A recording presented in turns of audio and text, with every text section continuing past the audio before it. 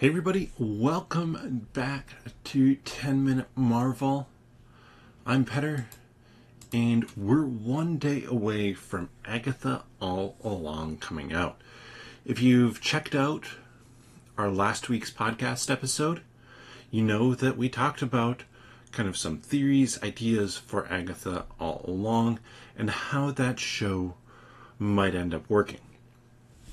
But I want to toss out one of the theories and kind of build on it for what I'm hoping for from this show. One of the mystery characters, and I say mystery characters, there are a number of mystery characters, and I also say hoping. I'm going to probably be excited no matter what is happening with this show. So when I say I'm hoping for this, this is just kind of my fantasy, my wish. I'm not going to be disappointed otherwise. But the question is, who is the teen? Joe Locke's character has long been rumored to be Billy Kaplan. Billy Kaplan, confusing comic book story-wise. Wanda has two kids, twin kids. Billy, who is Wiccan, and Tommy, who is Speed. We saw those characters in Agatha All Along. Or not in Agatha All Along, but in WandaVision. And in WandaVision, they were something that she kind of manifested as part of her hex.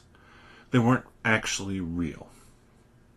Well, in the comics, they're, again, not actually real, but they're part of everybody's favorite M-words soul. Mephisto's soul. Basically, these kids that Mephisto puppets around to get Wanda to do what he wants her to. And one of those is Billy Kaplan. And that's been the character, like I said, that Joe Locke is rumored to be playing. It's a witch teen, seems likely. However, how far or how are they going to make this work? Because Billy and Tommy don't exist anymore. They were a fragment of the hex that Wanda released.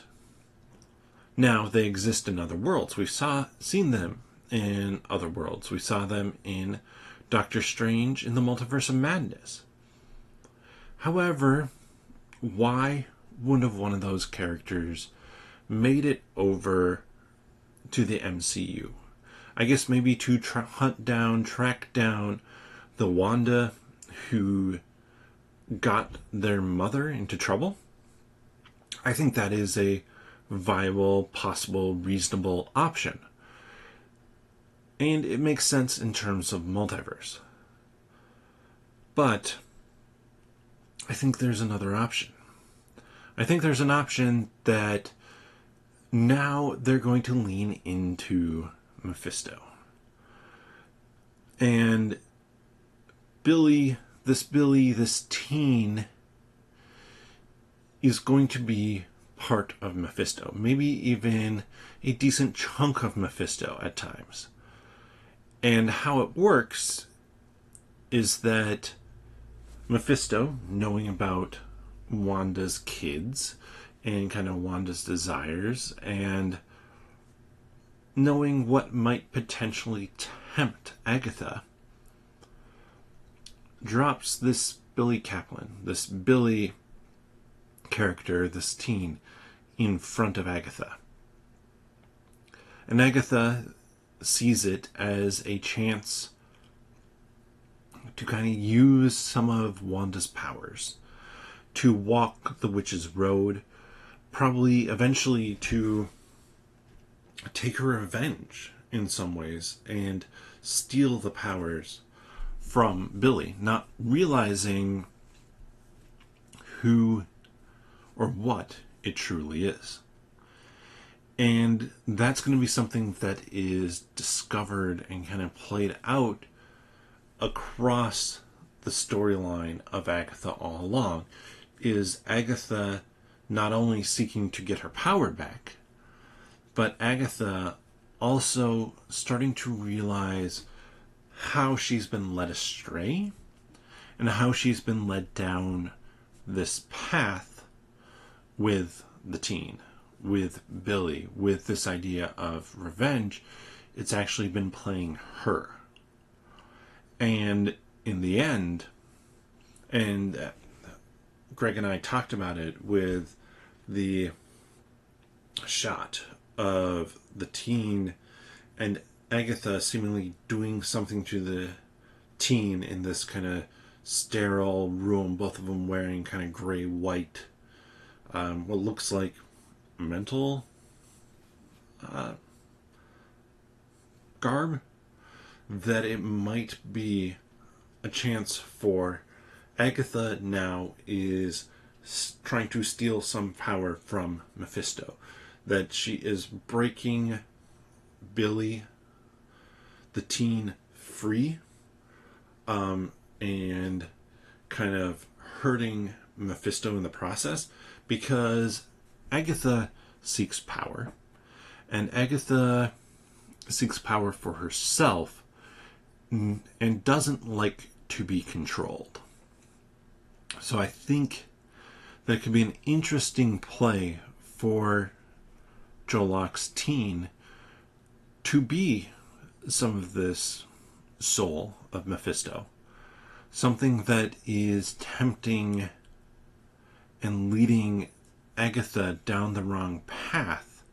And for us viewers, is then a misdirect, because right now the trailers definitely are setting up that there's this weird relationship between Agatha and Rio, Aubrey Plaza's character. And there's some speculation like, okay, they've had a history together, whether romantic or whatever it might be. And that certainly might be the case, and they might be at odds, but it would follow in line kind of with WandaVision, where we look at it and go, okay, Agatha's our protagonist and Rio's our villain. In WandaVision, Wanda is our protagonist, Agatha is our villain. But then, as we got to the end, we realized that Agatha wasn't. I mean, she's not a good person, she's not a good witch, but this whole hex and everything that's going on, it's Wanda's. So, could we see kind of a spin on things and maybe bring some of that back, some of that feel back of we think we know who it is, and then towards the end, with clues laid down, it now switches. Like, Rio has been trying to get Agatha off this path because she knows and she understands what's happening, but Agatha, being so obsessed with power, being so obsessed with getting her power back, can't pay attention, can't listen, and in the end, it's actually the teen who's not necessarily the bad guy, but is the puppet, the embodiment of at least part of Mephisto, that now Agatha is going to have to deal with, is going to have to break free, and maybe even as part of getting her powers back, she severs the connection, bringing Joe Locke's Billy Kaplan, Billy, Wiccan into the world of the MCU, while still being able to get her power back and get them both out of the witch's road. Let me know your thoughts on this theory. I expect that by episode 1, it's going to be something completely different. And I'm so excited for these episodes to come out tomorrow.